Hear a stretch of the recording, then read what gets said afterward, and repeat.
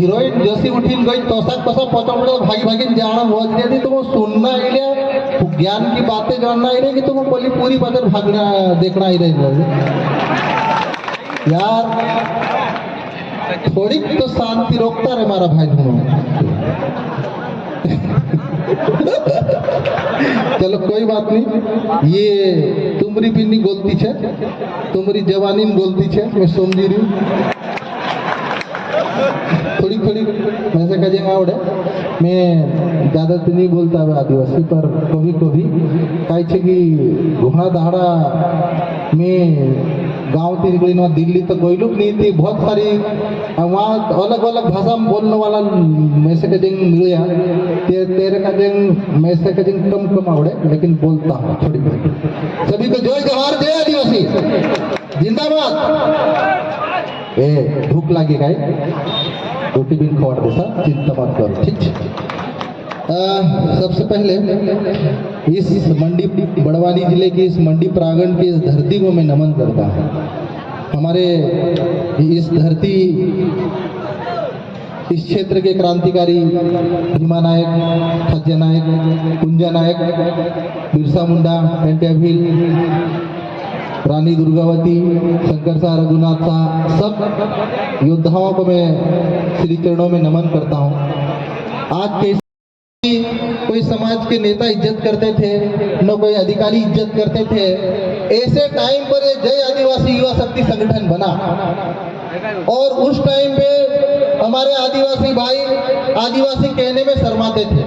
जब हम लोग बस में सफर करते हैं, कभी किसी कार्यालय में नौकरी करते हैं, स्कूल में पढ़ाई करते हैं, तो पूछते हैं कि यार तुम कौन हो, कौन सी जाति के हो, तो हमारा भाई बोलता है मैं तो ठाकुर हूँ, मैं राजपूत हूँ, और अपनी जात छुपा देते, आदिवासी कहने से शर्माते थे।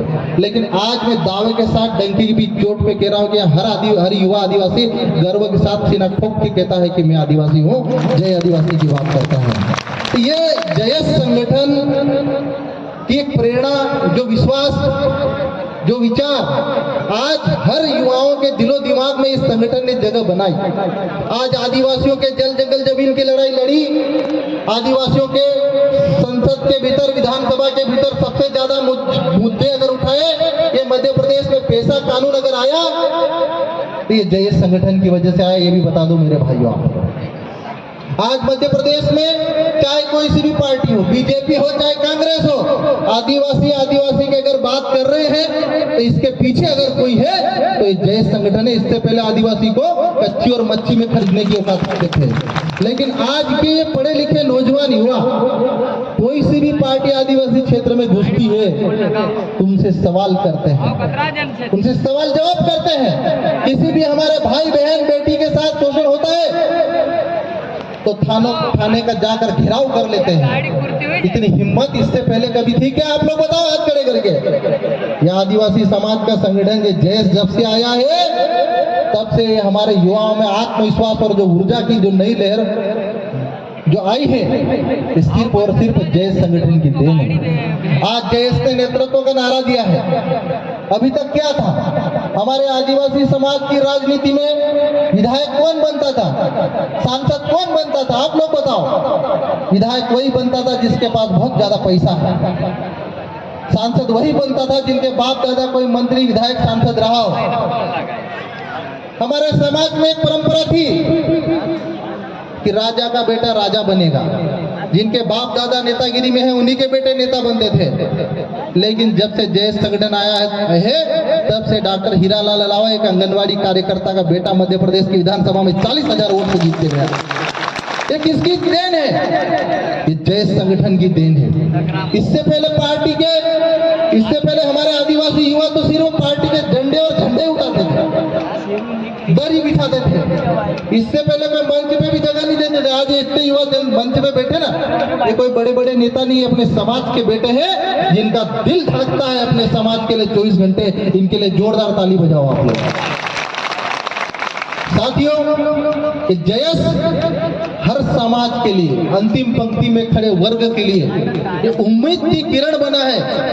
ऐसे ही नहीं बना है। चाहे नेमावर हत्याकांड हो, हमने शिवराज सरकार को घेर लिया। चाहे नीमच के बाणदा हत्याकांड हो, हमने शिवराज सरकार को घेर लिया। चाहे गुना भमोरी में आदिवासी महिला को जिंदा जलाने की बात हो, हमने शिवराज सिंह चौहान सरकार को घेर लिया। चाहे बड़वानी में पट्टे जलाने की बात हो, हमने शिवराज सरकार को घेर लिया। चाहे बड़वानी में नल जल योजना में भ्रष्टाचार की बात हो, जयेश संगठन ने शिवराज सरकार को घेर लिया। और आज शिवराज सरकार जयेश से घबराती है, दूसरों से नहीं घबराती है। आज ये पढ़े लिखे युवाओं का, वैचारिक युवाओं का, ज्ञान रखने वाले, संविधान पढ़ने वाले युवाओं का ये ग्रुप है जो अभी 2023 के विधानसभा चुनाव में नए युवाओं को विधानसभा भेजने का मिशन चला के रखा हमने कि मिशन युवा नेतृत्व। और मैं बड़वानी वासियों से, बड़वानी जिले वासियों से उम्मीद रखता हूं कि उखाड़ फेंको उन सत्ताधारियों को, उखाड़ फेंको उन सियासतकर्ताओं। इसको तो कौन जानता है, इसको तो हम लोग बुरी तरह हराएंगे। पार्टी मिठाइयां बांटी, नाच गान किया, पूर्व कैबिनेट मंत्री रही रंजना बघेल, उनके समर्थकों ने खूब खुशियां से, इसको तो कौन जानता है, इसको तो हम हरा देंगे। जब मुझे टिकट मिला और 15 दिन के भीतर मैदान में उतरा और 15 दिन के भीतर बाजी पलटकर मैंने 40,000 मतों से जीत हासिल करी और एक नया इतिहास रख दिया। तो जब डॉक्टर हीरा अलावा 15 दिन में बाजी पलट सकता है, तो आप लोगों के पास तो अभी 58 दिन का मौका है। 58 दिन में तुम एक विधानसभा नहीं, पूरी मध्य प्रदेश की विधानसभा पलट सकते हो। इतना दम रखता है ये जयेश संगठन। लेकिन मैं आप लोगों से उम्मीद करता हूं, अपेक्षा करता हूं कि जब तक हम लोग वैचारिक रूप से एकजुट होकर एक दूसरे का साथ नहीं देंगे, एक दूसरे के साथ कंधे से कंधा मिलाकर नहीं आगे बढ़ेंगे, तब तक हम लोग कभी आगे नहीं बढ़ पाएंगे। क्योंकि अभी हम लोग एक फेसबुक पे नई परंपरा शुरू हो गई रही। कुछ लोग करना तो कुछ नहीं चाहते, लेकिन जो करना चाहते हैं उसको एक कोई हाथ खींच रहा है, एक टांग खींच रहा है, एक पिछौड़ा खींच रहा है, एक अगौड़ा खींच रहा है और फेसबुक पे लिख रहे हैं। अरे भाई, लिखने से, टांग खींचने से कुछ नहीं होगा। अगर इस दुनिया में पैदा हुए हैं, अगर जिंदा है तो जिंदा नजर आओ। ऐसे जयेश महापंचायत करके नया इतिहास रच के दिखाओ, दुनिया आपके पीछे भागेगी। लेकिन सिर्फ टांग खिंचाव करने से न तो हम, ये तो वही कार्यक्रम चला रहे, हम तो डूबेंगे सनम, तुमको भी ले डूबेंगे। जैसे डॉक्टर आनंद राय ने किया है कि हम तो डूबेंगे सनम, जितने साथ में ले गए सबको बीआरएस में ले जाके डुबा दिया।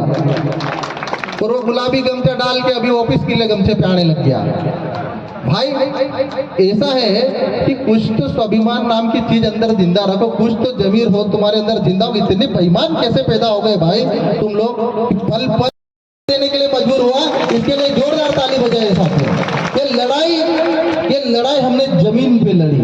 ये संघर्ष हमने आदिवासी भाइयों के साथ साथ हमारे सभी वर्ग, सभी जाति, आज मांझी समाज, मध्य प्रदेश का मांझी समाज जयेश के साथ कंधे से कंधे से मिला के साथ चल रहा है। मध्य प्रदेश का धनगर समाज, मुस्लिम समाज, सब जयेश संगठन के साथ मिलकर चल रहा है। अनुसूचित जाति वर्ग, सामान्य वर्ग भी बड़ी संख्या में जयेश के साथ मिलकर कंधे से कंधा मिला के चल रहा, क्योंकि हमने उनकी लड़ाई लड़ी, हमने उनकी आवाज उठाई।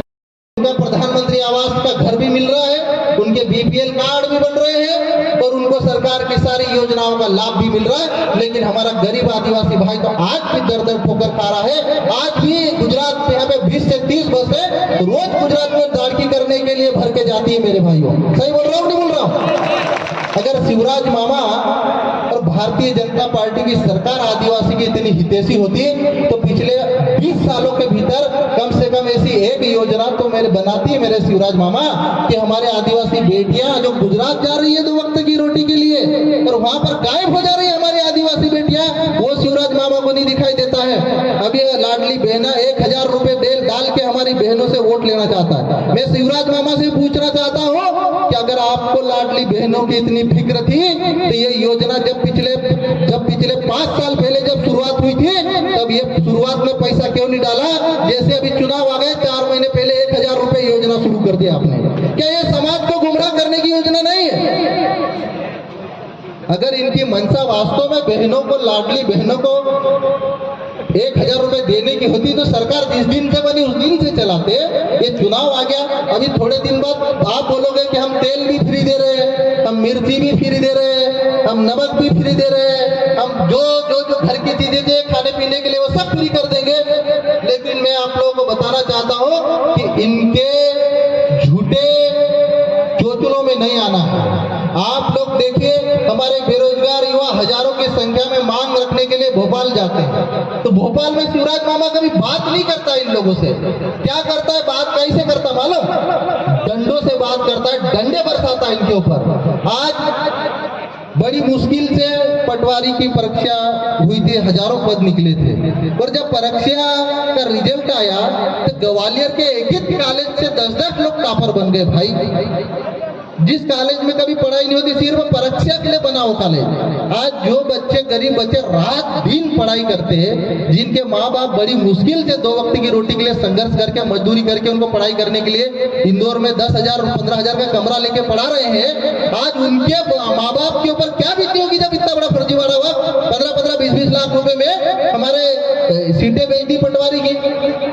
आज ये समय बदलाव का, ये वक्त बदलाव का है, और आप लोग डॉक्टर हीरा लावा की तरह नए युवाओं को बड़वानी जिले से मौका दीजिए।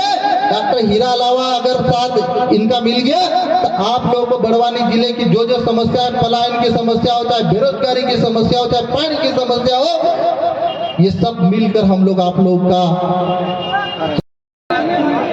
मैं एक नारा लगाऊंगा कि हमारा नेता कैसा हो, तो आप लोगों को बोलना है कि जो जय आदिवासी कहता हो। मैं इसलिए ये नारा लगवा रहा हूँ कि अभी वोट मांगने आएंगे 2 महीने बाद, तो पूछना है कि हमारा नेता कैसा हो, तो जय आदिवासी नहीं कहता हो तो भागता हो। तो हमारा नेता कैसा हो? अरे हमारा नेता कैसा हो भाई? हमारा नेता देखो, हमारे नेताओं की पहचान करना सीखो कि जो जय आदिवासी कहता हो, ये जब